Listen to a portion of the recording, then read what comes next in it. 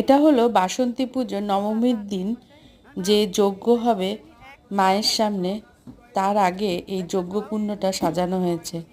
এই যজ্ঞকুণ্ডটা ঠাকুরমশাই খুব সুন্দর করে সাজান। এখানে নানান রকম রং দিয়ে এত সুন্দর আলপনাটা দেন, সেটা দেখবার মতো হয়। প্রতিবারই এই আলপনাটা ঠাকুরমশাই দেন। ঠাকুরের সামনে যখন যজ্ঞ হয়, যজ্ঞ হওয়ার আগে যজ্ঞকুণ্ডটাকে এত সুন্দর করে নানান রকম রং দিয়ে সাজায়, সেটা প্রতি বছরই আমার চোখে লেগে থাকে। কিন্তু প্রতি বছর সেটা ছবি তোলা হয়ে ওঠে না, নানান কারণবশত। কিন্তু এই বছর ঠিকই করেছিলাম যে এই যজ্ঞকুণ্ডটার ছবিটা তুলব। সেই মতো এই ছবিটাও তুলেছি। দারুণ বানিয়েছে এই যজ্ঞকুণ্ড।